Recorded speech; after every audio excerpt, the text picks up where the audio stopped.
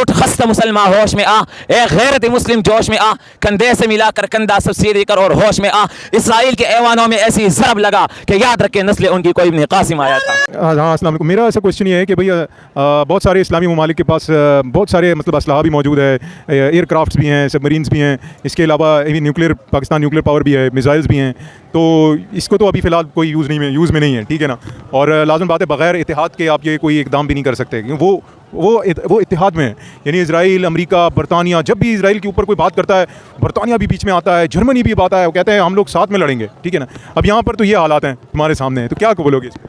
بسم اللہ الرحمن الرحیم۔ بھائی صاحب آپ نے بہت اچھا کوشچن کیا کہ یہ اسلحہ رکھا ہوا ہے تو کس لیے رکھا ہوا ہے، تو مجھے ایک چھوٹا سا قصہ یاد آیا۔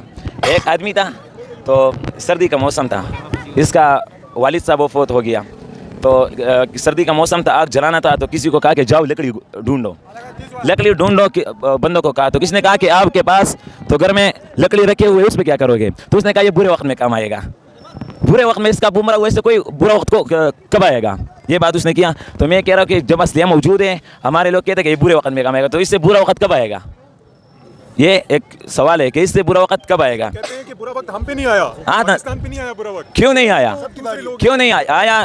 یہ اسرائیل ایک فتنہ ہے، یہ شروع ہوا ہے مسجد اقصی سے شروع ہوا ہے، اور اگر مسلمانوں نے اس کا مقابلہ نہیں کیا تو یہ پاکستان تک پہنچے گا، ہمارے حرمین شریفین مدینہ منورہ تک بھی پہنچے گا، یہ مسلمانوں سے سب کچھ چھین لے گا۔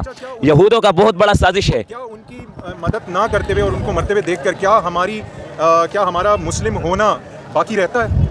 نہیں، یہ تو نہیں رہتے، مسلم ہونا نہیں رہتے، مظلوم ہے، لیکن ہم دل میں جذبہ جہاد رکھتے ہیں۔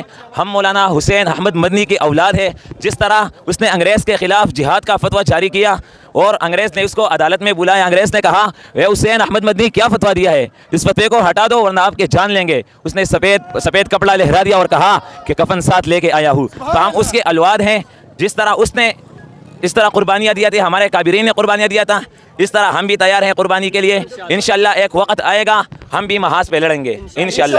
تو میں آخر میں مسلمانوں کو ایک شعر سے پیغام دینا چاہتا ہوں، اٹھ خستہ مسلمان ہوش میں آ، اے غیرت مسلم جوش میں آ، کندھے سے ملا کر کندھا سب سیدھی کر اور ہوش میں آ، اسرائیل کے ایوانوں میں ایسی ضرب لگا کہ یاد رکھے نسل ان کی کوئی ابن قاسم آیا تھا۔